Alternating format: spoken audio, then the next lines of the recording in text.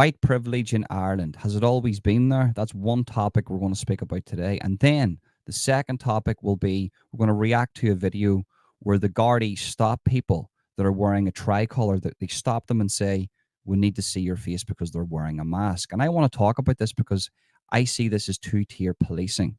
Now, I know there's a lot of people going to come here saying, well, they're arresting Palestinian protesters or they're arresting these. No, listen, I get that. I understand that the police can be bad on all fronts or good on all fronts. You're going to get bad cops and good cops. I get that. But personally to myself, what I seen in Dublin during the nationalist protest in Dublin, I seen Antifa stand in front of the Gardaí. I seen a guy dressed in, people were saying it was like a Palestinian sort of headscarf. To me, it looked like a jihadist headscarf. And these people were able to walk about freely in front of the Gardaí and not be told to take it off or to show their face. So why are they stopping people who are Irish nationalists? Why are they stopping those people in the street and telling them to show their face and take off the mask? I mean, we went from everybody should wear a mask to now, if you have a tricolour on, that you have to take off the mask to identify yourself. But somebody could walk around the streets of Dublin in what seems to be jihadists' headscarf, headgear, and that's just deemed okay. So do we live in a two-tiered policing system? I would say yes, but we're going to react to a video that's on X. But I think I want to start off by saying I want to clarify a few things here. So I made a video yesterday, a 13-minute video on far rightism and far leftism. And the purpose of that video was to show you that you're not far right. So I broke down what, in my opinion, what somebody is if they identify with the far right and what somebody is if they identify with the far left. And it wasn't saying that the nationalist protesters are far right. I'm not trying to say that. And I never once said that. A lot of people misunderstood what I said. So is there an element called the far right that is real? Yes, there is. But it's not what you think it is. To actually be far right, one comment said that, far right today just means that you're ultra conservative. No, it doesn't. No, it doesn't. I know ultra conservatives that aren't far right. To be generally far right means that you're anti-Semitic, means that you hate black people, means that, or maybe you're black and maybe you hate white people, or you hate a different race, and you think that your religion and your race and your culture is superior to everybody else. And anybody that comes into your country, you're going to persecute them because they're not of your race, religion, or nationality.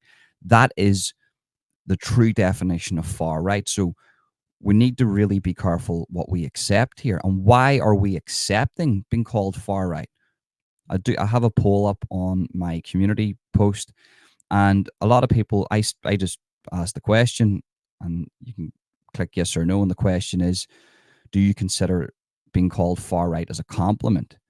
And there's coming up to 100 votes now, and the majority of them in the 90s are saying, the 90% are saying they see that as a compliment. What I'm trying to say is good, because it means that you've got a thick skin. We're Irish, we've got a thick skin, but we need to really define what the far right is. So whenever the governments, you need to understand media language, because the media understands what far right means. So when the media is calling you far right, what they're actually calling you, anti-Semitic, racist, and a bigot. So that's what they're calling the majority of Ireland. Now, okay, some people might accept that. I won't accept that, because I understand what they're trying to do. Because under the new hate speech laws, and this is where it gets very, very tricky. This is what you need to know. If they call you far right and they dub you far right, then they, under the new hate speech laws, can arrest you for being far right, even though that you're not. So the majority of Ireland that's standing up, that's saying, look, we're not racist, we're not bigoted, we've accepted immigrants and refugees and asylum seekers for 20 years, but we're letting you know that there's plantations and hotels and buildings that are being used to house people that have a radical ideology, and you're bringing them in droves, in the thousands. We can't accept that. oh, you're far right because of that, but you're not far right for pointing out a fact.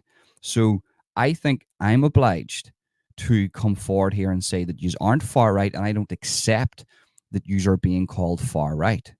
I can't accept that, and I won't accept that. So it's not that you're far right, it's you've been right so far. I love that saying. It's not that you're far right, you have been right so far. Now, the Antifa side of things, they are actually far left because they're communists. If you look at Leo Varadkar and the things that he comes out with, anybody that uses the term far right to to identify a person that's just a normal Irishman, what that makes Leo Varadkar is actually far left.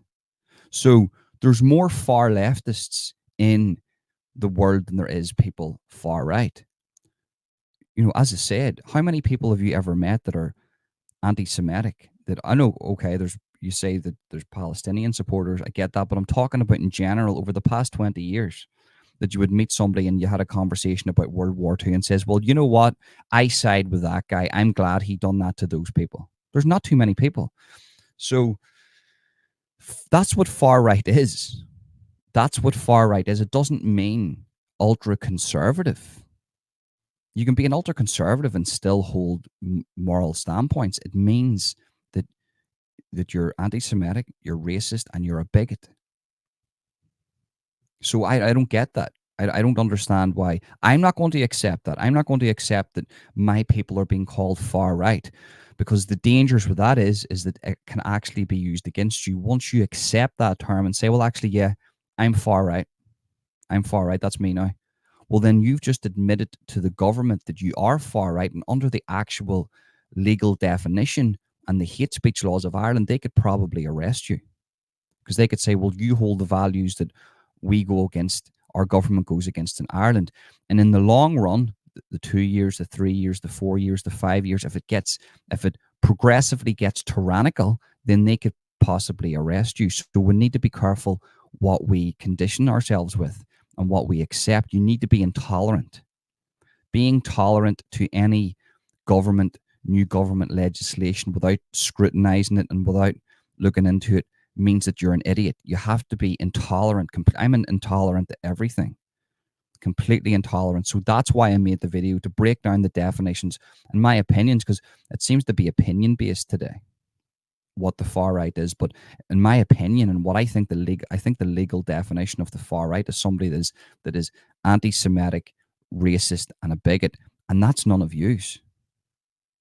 But is there real far right people in Ireland? I'm sure there is. There's people that as I said, you can go to the most liberal city on the earth, and you're going to get these people. You know, it's the same as there the far left in Ireland. You can go to the most conservative city in the world and get far leftists. But we need to discard that. The normal people right now, your granny's considered far right. Your granny, anybody watching this here, you know, I'm 36. My grandmother's gone now, but she would have been considered far right. And she would have been saying this is disgusting what the Irish people or what the Irish government's doing to Ireland. So she would have been considered far right. So it's a term used to discredit everything that you're trying to say legally. In the future, if there's any court cases, all they have to say is this person has admitted to being far right, and the judge will go, well, there's the admission. So yes, everything that this person has to say, we can discard because they have admitted to being connected to a far right group. And it isn't. It's just you and your mates down the pub having an opinion. So we need to be very, very careful what we accept in society, and we need to be very, very intolerant. And I'm really surprised there's nobody that stood up to Leo Varadkar and says, why do you keep calling the people far right? You're calling your own people, the Irish people, far right. And why are you doing that? So you're trying to say that the majority of Ireland's far right. Do you know what I mean? So I want you to know that in the video I made wasn't, and I talked about Zionism, and I get that there was comments. I haven't been able to get back to the comments. I get that there was the people, you know, have their opinions on Zionism. I'm not talking about the watered down, diluted version of Zionism today. I get that there's people that say that they're Zionists, there's the Christian Zionists and blah, blah, blah, blah. What I'm trying to say is that there's a collection of people that run the banking system. This isn't a myth. This isn't a myth. And this is where I get hate from both sides. This isn't a myth, but there's a collection of people that are Zionists that run basically the banking system. And if you run the banking system, you run the earth. If you run the banking system, you've got control of a lot of the wars. If you run the banking system, you control the hunger. You run the banking system, you control the loans. This is what I'm trying to say. If you run the banking system, you control the recessions. This is what I'm trying to say. You know, this isn't a conspiracy theory. We know that a lot of the Zionists own and have got money in with the media. It's not a coincidence that BlackRock has got the contract to rebuild Ukraine, which is 400 billion. Do you know what I mean? So, but if you say that you're anti-Semitic, no, that's just stating a fact. That's like saying, well, Ireland produces the most Guinness. Okay, well, you're stating a fact. Well, the Zionists have control of the media. I'm not saying that's a good thing or a bad thing. The Zionists have control of the banking system. I'm not saying that's a good thing or a bad thing. I'm saying that what I've seen and what I've researched over years is that that is a fact. We need to come to terms with that. And then you have to, we're not going to get into it in this video, but you have to look at certain things like Israel and Palestine and think to yourself, well, why are certain things being promoted? Why are certain things being promoted between Russia and Ukraine? This is like a show, and there's lots of people profiting from this. The banking system won. Who owns the banking system? You just have to go way back. Look at the gold standard to the Federal Reserve. The three people that were opposed to the Federal Reserve were on the Titanic, and it goes down. Maybe I'm just a whack job conspiracy theorist. And then the Federal Reserve is created, which basically is making money from nothing, loaning out money that doesn't exist and getting interest back in it, putting people in debt and making money from that. The American dream basically means put yourself in debt. Who created that? It doesn't take a rocket scientist. It's a very good tactic. I'm neither hating on it or loving it. I'm just saying that this is what I've seen. So, yeah. And it's predominantly Zionist based. So I'm not talking about the people who are Zionists that are for pro Israel and they're connected to sort of low ranked Zionist groups. It's like the Freemasons in a certain degree. You've got higher tier of Freemasons, but you go to the highest tier of Freemasonry, and the information that they have on the world is second to none. That leads you right into the Vatican. That's why I've never followed the Vatican in my life. I've always seen it as corrupt. So this isn't an anti-Semitic conversation we're having here. This is me saying to you that the banking system's basically owned by Zionists, and that's not me picking a side with Israel and Palestine. As I said, for a long time, I supported the Palestinians, and I still do. And I'm not going to deny that. What's happening to the Palestinian people, them babies being bombed to bits and innocent civilians being killed by the IDF and Israel, is absolutely disgusting. But that's being promoted by the Americans. That's being promoted by the banking system. That's being promoted. All those things are being promoted by the West. But at the same time, I can recognize that Hamas is a terrorist organization that provoked that. And you would have to ask yourself, why is the greatest border on planet Earth, that is Israel, how was it breached by Hamas that didn't really have any resources? So these are the questions that I have. But the answer to these questions will only come out in 15 years' time when there's a leak. And everybody will say, well, you see that whack job Ronan that was speaking about all that whack job stuff 15 years ago? He had a bit of a point, didn't he? Why did we allow that? Why did we get tribal with that? Why did we turn a blind eye to babies being basically blown to bits in Palestine and the West Bank? What's the West Bank got to do with this? Do you know what I mean? Why was there over 1,000 Israelis slaughtered in one day by Hamas? Why was that allowed by arguably the greatest border? They breached the greatest border in history, the greatest intelligence. Mossad's considered the greatest intelligence in the world, apart from the Americans. They work hand in hand anyway. How was that possible? Well, let's look under the ground for that one. There's a lot of resources under Gaza, isn't there? So I see things for what they are. And if you think that I'm here as an ally to Israel, you're greatly mistaken. If you think I'm here as an ally to the Palestinians, you're greatly mistaken. If I see something that is wrong, I'm going to call it out. And I completely 100% disagree what Israel is doing to the Palestinians. I think it's absolutely disgusting. And I think it's completely unnecessary. Yes, should they have the right to defend themselves? 100%. Is Hamas a terrorist organization? 100%. But you should not be killing that many civilians. But they should not be doing that. And if that was Ireland doing that to a population, if that was, and I was going to say America there, America has done that to populations. Just look at the Middle East and the drone strikes under Obama, absolutely crazy. So, people do call it out.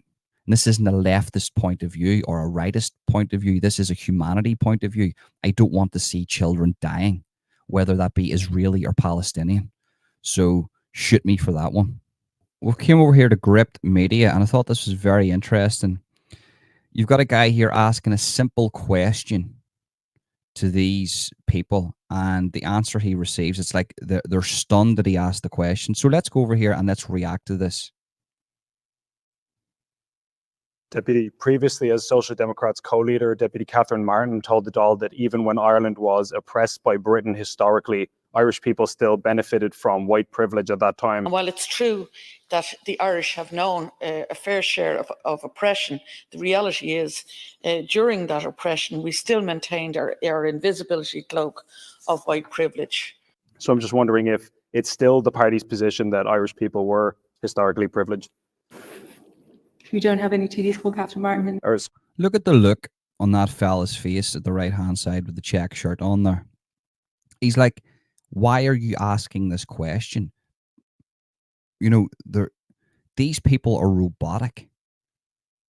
Look at the hatred from that other guy's face with the suit and the blue shirt. He hates that question being asked. He wishes he lived under a dictatorship where those questions are punishable by death. Sorry, apologies. Catherine Murphy was my intention. Repeat the question? Sure, that Catherine. You knew exactly what the question was. You heard it fully. You know exactly what it's like. You're trying to discredit him because he got a name wrong. Murphy, when she was Social Democrats co-leader, said that Irish people were historically privileged, even when they were under the impression of Britain. I'm wondering if that's still the position of the party. I presume she means in the broader context of issues going on in the world. I'd have to check the context of the comment, the question that was asked at the time. So, I'm sorry. You can't get any more context than that. I'm not sure what the kind of nature of the broader context of when she said that is. So Ireland and the Irish people kept their white privilege during the British oppression and the tyrannical system that came in. When the Brits came in, they went, see that man over there? Don't shoot him because he's white, because that's a good thing. Shoot him because he's Irish. And make sure he knows that. What world do these people live in? I mean, realistically, I don't even know where to start off with this. Do you think our ancestors were thinking about this back in the day? So Ireland is majority white. So let's go back in time. Let's go back in time. What time frame will we go to here? We'll go to the 80s. Majority white. Ireland would be majority white. So we didn't have those issues. Say, let's hypothetically go with their narrative. So we didn't have the racial issue, right? There was none of this going on. So people weren't thinking, oh, I'm white. They just said, oh, I'm an Irishman. Or the loyalists up north said, well, I'm a British man. They weren't thinking to themselves, I'm white. They didn't really care. That wasn't even a topic of discussion. They didn't think they had privilege. So the Irish nationalists, I can speak on behalf of the people of the north, the Irish nationalists in the north, they didn't think to themselves, well, I've got white privilege.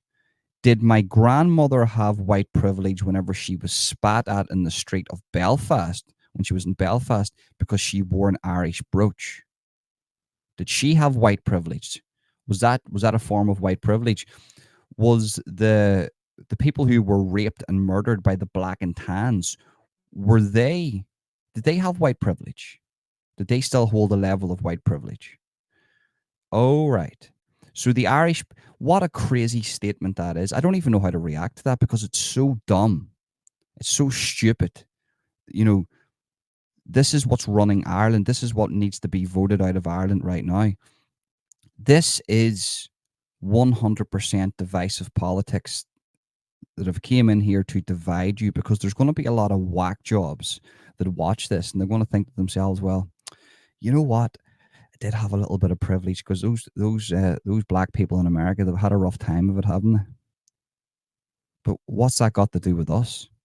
If the black community in America or across the world has seen persecution, what's that got to do with us? Why is there Black Lives Matter organizations in Ireland? The Irish were that underprivileged. During the famine, they had to send the bloody Indians from America, the Native Americans had to send us over 500 quid because we were that impoverished. That doesn't sound like white privilege to me, does it? There's a monument, I think it's in Cork, I believe. So where is this privilege? I've never seen this privilege, because right now in Ireland, north and south, everybody has the right to go to school. Everybody has the right to get a job. Everybody has a right to live. Everybody has the same opportunities. I see people in the north here. I can't speak about the Republic, but I see people in the north here, upper class children mingling with children that come from council estates, and those children in the council estates going to prestigious schools and getting good jobs, regardless of their color. I see people in Queens. I see people in, grammar schools that are prestigious, of all different colors, and nobody's persecuted against. Nobody bats an eyelid. I remember growing up, there was one black fella, Marty, you call him. I'm not going to say a second name. If he sees this, he knows who he is. He's a madman. Like, we used to party together, right? And we used to go to this place called Planet Love. It was in Antrim at the time. It was a big rave. Everybody off their tits. It was brilliant. Back in the day, it was fantastic. Loved it. And me and Marty used to get the bus up. We used to get the shuttle bus up, and we went in to Planet Love. And out of everybody that was at Planet Love, I think Marty was the only black fella. And I remember us walking in, and the whole place just turning around and looking at us. And he says, I feel uncomfortable here. And I says, no, but Marty, you're the only black fella here. You're going to get that. Like, and he goes, I suppose. But within about half an hour, when we had a couple of, I think it was WKD that we're drinking. After about 6 WKD, nobody cared. Nobody thought any different. It wasn't that people were looking at him to persecute against him. He was the only fella there that was black. And everybody got on with him. I lived in the little town where Marty lived. I never seen Marty being persecuted against because of the color of his skin. I never seen him have less opportunities because of the color of his skin. And he was the only one there. Now, obviously, through time, there was more people came in, and it's became very diverse, to the point where it's became so diverse. You have whack jobs like that lady saying that we have white privilege. Imagine telling an Irish man or an Irish woman, you've got white privilege. You've got a privilege because you're white. And that white person, that white Irish person, not ever persecuting against anybody that's a different race.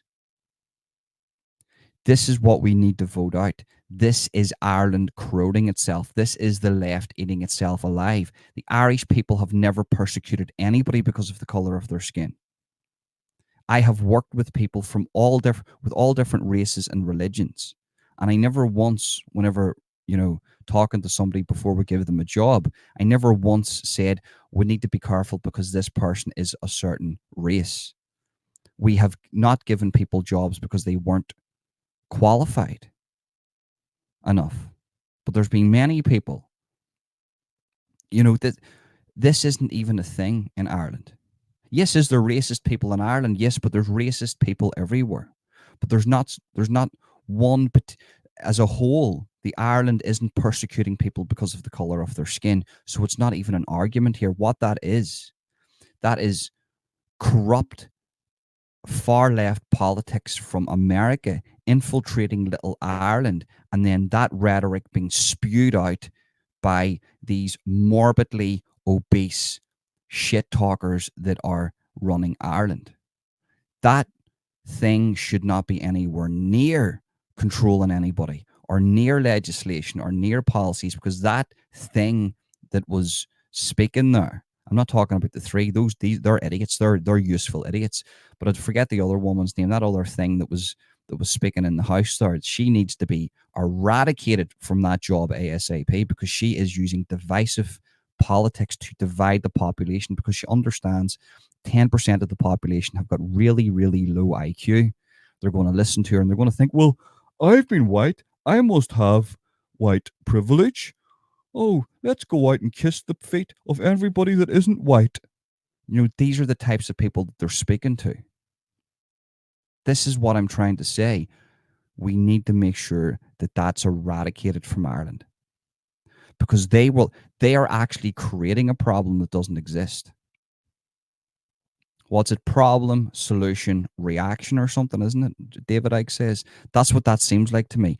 Well, Ireland doesn't have a racist problem, so let's create one. And let's use that to divide the population, and then let's implement laws to tackle that, even though there wasn't a problem in the first place. But actually, these laws aren't going to be there to tackle racism. They're going to be tackling another issue that we once suppressed. But let's never forget who owned the slaves in America. It was the Democrats. Let's talk about that. Who really owned the slaves in America? It was the Democrats, wasn't it? So let's move away from this stupidness, because the left-leaning parties in Ireland, they're the real racists. They're the real bigots. And this is what I'm trying to say. We need to eradicate this from Ireland ASAP. Came over here to X again, and this is the Gardaí stopping people on the street, Irish nationalists on the street that have got a tricolour, and they're asking them to show their face, because I'm assuming that they've got a face covering. But the reason why I'm reacting to this is because whenever I was in Dublin, as I said, there was people dressed in what looked like a jihadi outfit. Like, I'm not saying that they were running around with a bomb strapped to them or anything, but they had, you know, like a headscarf covering their face. And people say, well, that's a Palestinian sort of native, you know, headscarf. Okay, I get that. But to me personally, that looked like a jihadist outfit. That person looked hostile to me. And going by the laws of the land and the laws that the Gardaí are presenting here, if you're going to stop Irish nationalists in the street that have masks on, then why aren't you stopping the likes of Antifa and those whack jobs from wearing masks? There was literally about 20 riot cops and about 30 police around Antifa and the people that look like jihadists. And a lot of them were masked up, and the cops didn't say a thing to them. So, yeah, is there a two-tier policing system in Ireland? Well, let's find out. I'm flying my national flag on my street. If you're proud of the protest, you'll have to show your face. I'm not at a protest. I'm standing here on the streets. Well, then I can't direct you to keep moving then. Why? So he just said there, if you're going to the protest, you have to show your face. But as all I've seen, well, a lot of you would have seen at the protest, at the counter protest, the Antifa counter protest, the national protest in Dublin, there was Antifa members with their face covered up, and there was people wearing what looked like a jihadist headscarf. Okay, people can say that that's Palestinian. It's just normal Palestinian gear. But going by their laws, then the Gardaí in Dublin broke their own laws because they never told the Antifa counter-protesters to take off their masks. Everyone else that's standing around there. And actually, on another side note to this here, could you not just say, I'm afraid of COVID? Because was it not just 2 years ago or 3 years ago that they were literally arresting people for not wearing face masks? but now they're telling people that you need to take them off. Do you see the hypocrisy? And what's really changed since then? Let's think about it. What about him? He's standing there. What about him? What about him? What What about him? about he's causing a hassle? Neither am I. You're I'm not causing When hassle. you take down the face mask or you keep walking, But what about everyone else that has a face mask on? they're not part of any protest. Well, neither am You're I. standing here in a tricolour. So what? I'm in Ireland. Exactly. So this cop is trying to implement a fake law. So this doesn't exist. You can wear whatever you want. So what I would do is, let's read it. I'll give you my opinion. Let's watch There's on. a big tricolour on the GPO. Take down the face mask. Grow up, mate. I mean, grow up, mate. Yeah. Fuck it. So under the diversity standards of Ireland, a person can identify and wear whatever they want. So what that cop just done was a hate crime. So I'm using their laws against them, right? And this is what people need to do. If you want to destroy the wacky, then you just use the wacky against them. Never argue with a whack job. Always use their logic against them. It's a very, very good tool to use.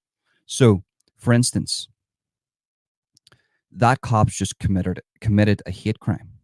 So what he's done is he has persecuted against an individual because of the clothing that they've decided to wear. Doesn't matter if I go out now and wearing a bin bag in the middle of the street. If that's my choice of what I want to wear, then the law needs to uphold that. So just like if that person was a trans activist walking down the street in full drag wearing a gimp suit, the law has to protect that person because they have chosen to wear that, as long as there's no nudity. Unless you're in San Francisco and you can go to the Pride marches completely naked, apparently, if you've seen those videos. So what I'm trying to say to you is, going by the laws of Ireland, that cop's just committed a hate crime because he has said, I can't let you go down this way or direct you down this way because of the clothes that you are wearing. So he has singled out a person for the clothes that that person has decided to wear. This time it was a flag around his back or tied around him. You could say that that's a cloak. That's what I want to wear. If I want to come out here and if I want to walk through Ireland wearing a Union Jack with my face painted like the Queen, I can do so. If I want to walk through Belfast or London wearing a green, white, and orange flag with my face painted like Jerry Adams, I can do so because this is a Western society and there's laws to protect us from any violence. Now, yes, you can get into the realms of provoking, but provoking is never it's never a thing that stands up in court for physical violence. You can't provoke somebody to, yes, you can provoke somebody to be physically violent to you, but you're still protected by the law. So under those terms, that Gardaí has just committed hate speech. It's not hate speech, a hate crime, because he has singled a person out, and as the fella showed in the video, he turned the camera around and he showed other people wearing masks, to which the Gardaí replied, well, they're not going to the protest. Well, how do you know I'm going to the protest? He says, because of your clothes, because of what you're wearing. So you're judging me on what I'm wearing. So you've just singled me out. You've just admitted it, that you've singled me out because of the clothes that I've decided to wear. So there's basis here for a court case. There's basis here for persecution. There's basis here for prejudice. You're being prejudiced against me because of what I've decided to wear. Never mind that we're in Ireland and what I've decided to wear here is an Irish tricolour. Where's the legality here? So the cops actually committed a hate crime. And personally myself, that there's grounds there for that person taking it further. I would, just to prove a point and use their narrative against them, say I'm the victim of a hate crime. The cop singled me out, he persecuted and he was prejudiced against me, and I showed in the video that there was other people wearing a mask, but he targeted me because of the clothes that I decided to wear that day. He didn't know I was going to the protest. Yes, he can think that I'm going to the protest. He's got the right to ask me the question if I'm going to the protest. Are you going to the protest, sir? No. Okay, and he has to take that as an answer. That's it. You don't even actually have to speak to him, but You can say, no, I'm not going to the protest, and then proceed to the protest because you don't owe that cop anything. What he's doing is he's singling out those people, and that, under the definition of and the diversity standards of Ireland, is considered a hate crime. So we've came over here, and this is I can't even this is really mad here what I'm about to say. So 800,000 used, 800,000 euros used apparently to bring over pets from Ukraine to Ukrainian refugees that are in Ireland. So this question was brought up to Leo Varadkar, and this is his reaction. I really want you to see this. You probably have seen this, but this is something else, guys. Thanks very much, Taoiseach. Your government has consistently reiterated Ireland's obligations, legal obligations under international law, both international law and European law, to asylum seekers and those fleeing persecution. Indeed, we have an obligation under the Temporary Protection Directive to accommodate persons from the Ukraine. However, it emerged last week that €808,000 was spent on pets from the Ukraine in this state. A contract for 248,000 for accommodation, almost 500,000 for transport. It was a tender process sought from the Department of Agriculture for tenders for the transportation of pets from the Ukraine from point of arrival in the state to where they would be accommodated. Now, Taoiseach, I don't know, can you point me to any, I've had a look and I don't see it, but can you point me to anywhere in international law or European law? Oh, I want you to see his face there, look. Can I go back there a little bit? I want you to see his face. Look at that face, man. Look at that face. Look at that face. See that there, guys, right? That is the face of somebody who does not care about Ireland. I don't care what anybody says. I don't care if you're left-leaning, right-leaning in this here. I don't care what you are. I don't care if you're a granny. I don't care if you're watching from Uganda. That is the face of a person who does not care about his country. He's thinking to himself, why did you just ask me that question? This is a needless, pointless question that you're asking me, even though 808k has been spent on bringing Ukrainian pets over from Ukraine to Ireland to reunite the Ukrainians with their beloved pets. Now, I'm not against pets. I think pets are brilliant. I've got loads of pets. I've got 2 guinea pigs, a dog, and 2 cats. You know, my dog, you know, he's getting old now. It's going to kill me that it's like a family member getting old. So I understand this isn't coming from a non-sympathetic standpoint here. I get what they're saying, but realistically, though, that is the face of somebody who does not care about where the funding goes in Ireland. He doesn't care. Same as that lady there. I have to apologize. I'm not too well equipped with the faces and names in politics in Ireland. I'm just calling it as I see it. I'm learning as I go. But see that face there, guys? See this clown here? He doesn't care. International law or European law, where there's an obligation to accommodate or transport pets. That's the most Irish person I've ever seen in my life. I thought Niall McConnell was the most Irish person that I've ever seen. That's the most Irish person I've ever seen in my life. Not people, but their pets. And if not, Taoiseach, will you stand over that spending and what will be done about it? Thanks, Deputy. To be honest, I'm not aware of that, but I'll certainly make inquiries. It is not something that's been brought. You're an arsehole. You're the biggest arsehole that's ever lived, and we can't get away from that now. This is what the radical left does. They would rather prioritize the pets of refugees coming from war-torn countries than the native people of that country. That's how much they think of you. My attention today. Right, Deputy Alan Dillon. So what he just said there is he doesn't know if that's true. So it possibly could be true, but 808,000 euros could have been used of Irish taxpayers' money to reunite Ukrainians with their pets, and he doesn't know if that's true or not. Should he not know the answer to that? Should we not hold our leaders at a higher standard where they should know where a figure like 108,000 euros, where that went to, and he doesn't know he's going to look into it. He's not going to look into it. He knows the answer and he doesn't care. Let's face facts. But I've got an opinion about this. The questions I have in this one, see the 808k that was used, possibly used, allegedly used to reunite Ukrainians with their pets in Ireland that are living in Ireland. The Ukrainians that are living in Ireland, I'm going to be clear on this, so they apparently, allegedly, the Irish government has spent 808k to take pets from Ukraine and reunite them with their owners that are in Ireland seeking refuge from the war-torn country. Right. So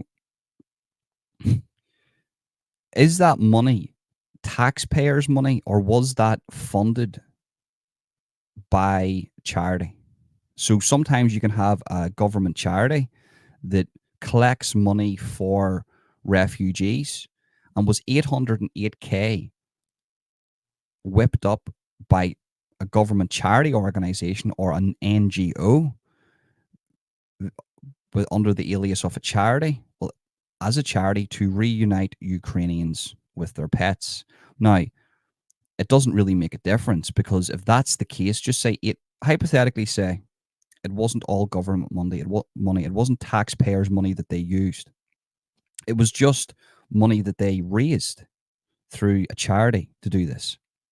Well, that would 808k is a lot of money for Ireland. It's a lot of money for Ireland. So think about what 808k could do for a community. There's places in Dublin right now where it's a two-week waiting list to see a doctor, a GP. In that community alone, 808k could go a long way. So is this a case that have the Irish people, some of them, not got their priorities right and they donate to silly causes like reuniting Ukrainians with their pets? Or is it even worse? And is it the government funding that via the taxpayers' money? Either way, it seems like this is a crazy situation. It seems like that this is not corruption, but it's a telltale sign where the government's priorities lie, and where some of the priorities lie with some of the Irish people.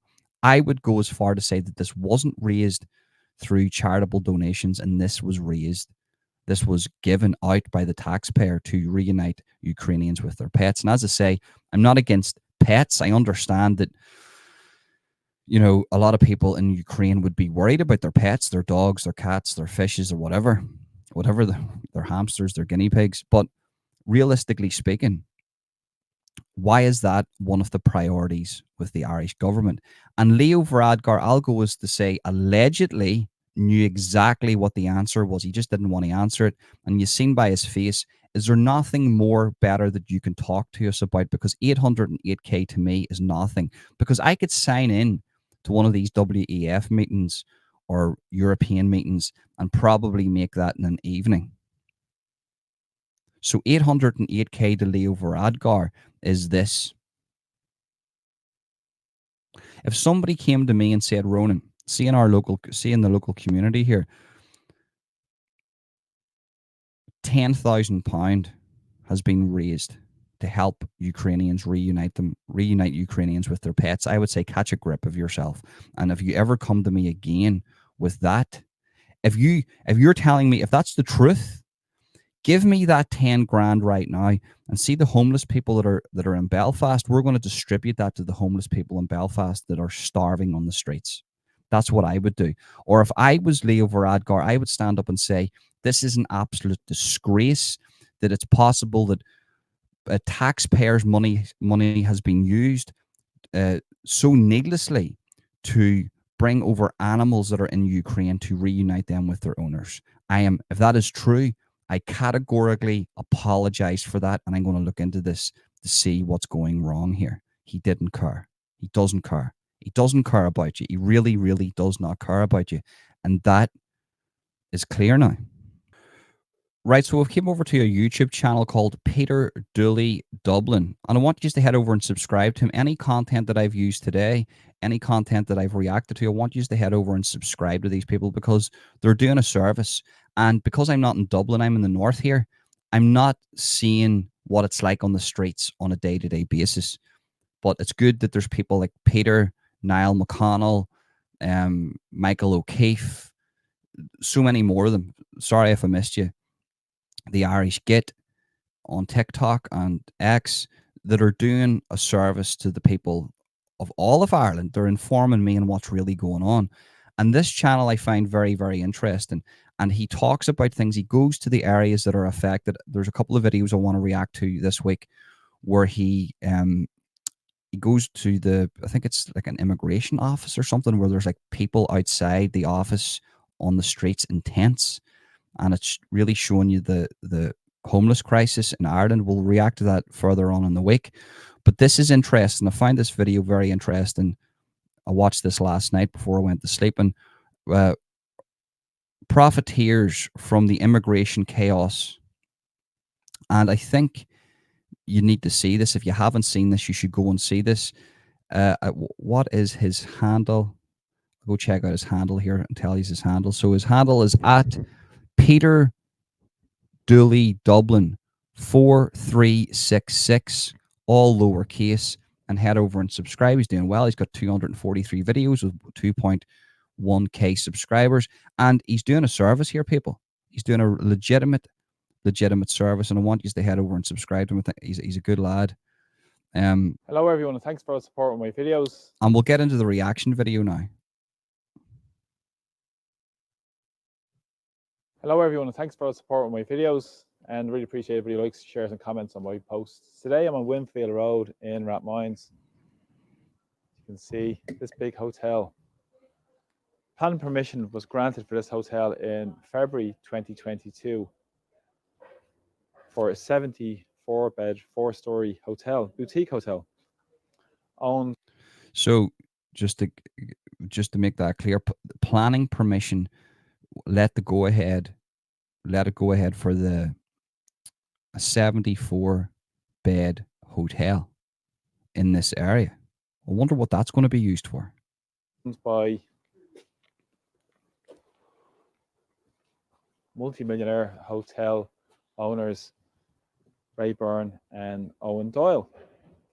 Now, planning permission was granted on the basis of it being a hotel, and any alternative form of accommodation would require a further application. Yesterday, it was revealed that this accommodation would be used as an international protection centre called Winfield Accommodation Centre for 165 asylum seekers. So there you go.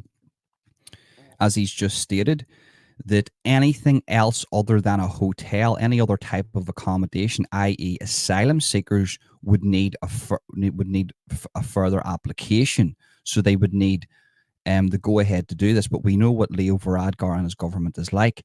They are actively pursuing people who own hotels and giving them big contracts via NGOs. On a 2-year contract signed off by the Department of Integration. Now, this has raised a number of serious concerns. First, as I said, is around the planning concern in terms of any alternative usage requires planning permission. But the big concern is about the homeless disaster we face in the local area. There's people sleeping in tents along the Grand Canal, behind churches in the local area. We've seen so many people struggling with sky-high rents in Rathmines, struggling at risk of evictions. A lot of people have been forced out of the community because they can't afford to live. So there's a homeless crisis in Dublin. There's people looking for houses in Dublin. There is an economic crisis in Dublin, even though they're saying the more people that come in, it's better for the economics. Absolutely shite. And they've got this place behind them, which has now got a contract to house asylum seekers, while at the same time around the area, there's homeless people that need a place to stay. In a form of social cleansing. Many council tenants live in overcrowded conditions. Many people are languishing years on the housing waiting lists, struggling to get a home. And as I've said, these policies are creating division, because what's happening through this is that the homeless services as well are being funded through non-government organisations who claimed they're short on cash, who claim they don't have the money to provide a budget for a man I was supporting from the local area who's disabled and in deeply unsuitable conditions in the city centre.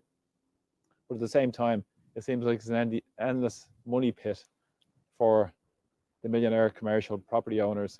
That's one thing that really needs to be spoke about here, is the fact that we're told that there's no resources in Ireland. We're told this up the north too, that there's very little resources, but at the same time, they've got a lot of money to give to like NGOs, and a lot of the money gets siphoned off into rich hotel owners that just basically take the cash out. The hotel owners are seeing the asylum seekers and refugees as a cash cow, as a steady income. So you would say that the hotel owners that are doing this, I'm not saying the ones that maybe give a couple of rooms, there's nothing wrong with that, but they are basically like the one in where was it again? Was it Drogheda? I think it was Drogheda. Dundalk. No, I think it was Drogheda. Forgive me for forgetting that. That basically a 500 room hotel, and half of it was going to be given to asylum seekers. So that is steady income for them. And this is what I'm trying to say. It's very hard to come across a man that's going to turn down that type of money. But at the same time, okay, let's say we're going to accept that. Well, then at the same time, we're told by the leaders of Ireland, North and South, that there isn't money for all these other things. But if you see here that this is just one of very many. They're giving millions out while there's homeless people starving in the street. Such as the ones like Ray Byrne and Owen Doyle. Homeless services should be under public direct state funding and not be farmed out and outsourced to these non-government organisations who make huge profits from it as well. And as well, there's huge issues around the lack of public consultation. Where have the political representatives been in informing the people of this development? There's been silence from them. The silence has been completely deafening from the political representatives, because there's been no community consultation. And it demonstrates the contempt for local democracy and local people's voices being heard in the context of these top-down decisions that benefit the wealthy and all of us pay for. Not to mention the huge pressures that are going to be put on local public services. So where's the Labour Party in this? Where's the socialists in this? Why are they not speaking up against this? Why are they not saying to the governments, well, hold on here. There's homeless people in the street of Ireland. They're starving. They're cold. They need somewhere to go. Why are you giving so much money to these NGOs and these hotel owners to house people not off Ireland, refugees and natives? Because there's people, I'm not singling just the natives out here. I'm saying that there's people in the streets of Ireland right now that are homeless. But there's people coming in that you're automatically giving shelter to, money to, clothing to, food to, electric to. They don't have to worry about anything. But this is completely 100% not democratic. This is tyranny, what you're witnessing here. And he's 100% correct. The top-down decisions do not represent the Irish people. And the top-down decision should be a democratic process. Why are these things happening without a vote? Why are these things happening without the people having their say? And why are the so-called Labour parties of Ireland not speaking about this? Because at one stage they would have.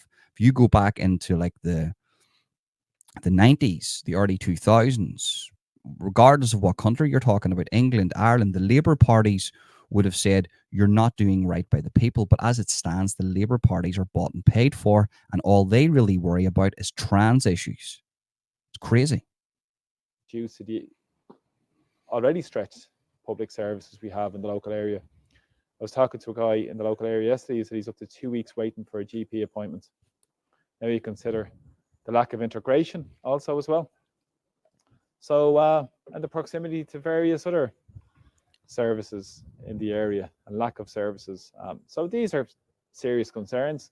Again, they're not being taken on board because these decisions are being made without any proper community consultation, without public consultation. It demonstrates the lack of people's voices being heard, listened to, and respected, where people have genuine and legitimate concerns to what's. So that's what the point is. It's the slow progression. What you're not seeing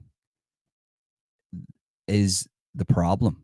So this is something that he's noticed, but there's other places that we don't know. And why is the government refraining from letting the public know that these things are happening? You would only really sort of be deceptive in that if you are trying to hide something. And that's what it is. And I find Leo Varadkar and his government very, very deceptive. They're very deceptive people. They do not tell the truth, and they don't like you knowing the truth. Out of sight, out of mind, to the point where it's in your sight and in your mind, and there's nothing that you can do about it. What's going on? But all these policies, as I always stated, benefit the wealthy, benefit the 1%, and the government have created division in society by pushing those policies without any fairness and transparency. So it's vitally important that people are aware of what's going on here in Winfield Road. And this is an area too that suffered because of closure of businesses, because we've seen sky-high costs. And also we've seen because of the issues of not being able to get staff because of high rents in the area, which are huge concerns. Businesses, as I said, small businesses are suffering in the local area as well. So this is the reality to what's happening. And let's disclose these millionaire property owners making money from the misery of others, and all the ordinary people in the local area and up and down Ireland are going to carry the can because of their policies that serve the 1%. So thanks for tuning in my videos. Please share it far and wide.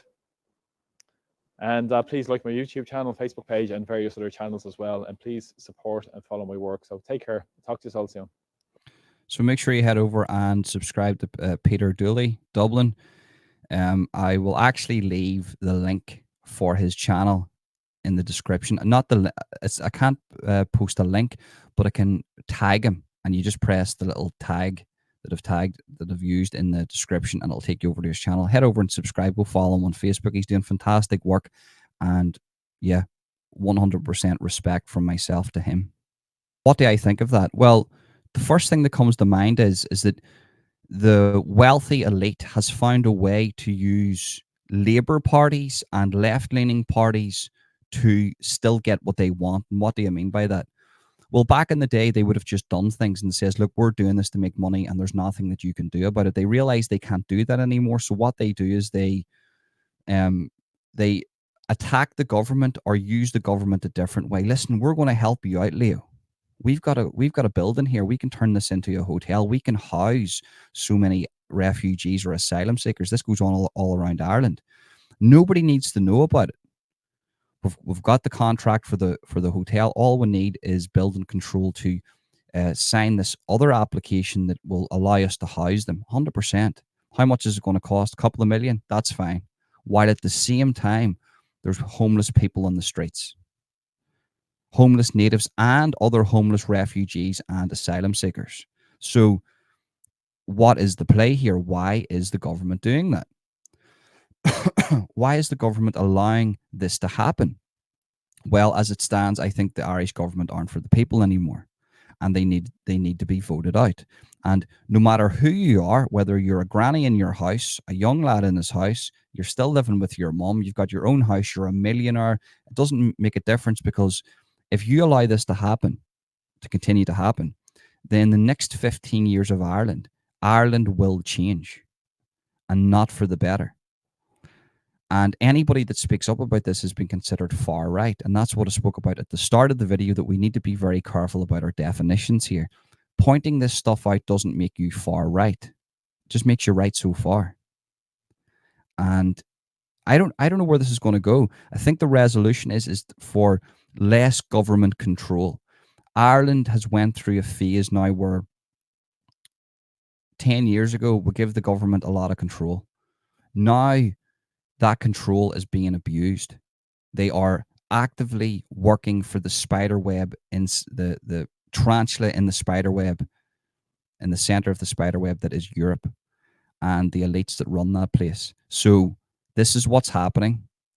I would say it's repopulation. It's not for economic reasons, because a lot of, we don't even know where they're coming from half the time. There's a lot of them coming in armed with a radical, dangerous ideology. But if we put that to one side, why is the government favoring and giving contracts, multi-million contracts, to already millionaires to house asylum seekers, while in the same area there's homeless people and people hungry?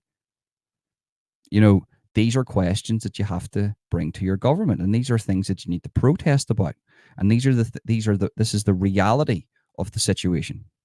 Right, guys, that's the end of the video. Make sure to smash the like button, subscribe, hit that notification bell. Make sure you share, copy link the clipboard, send to a friend on Facebook or WhatsApp Messenger.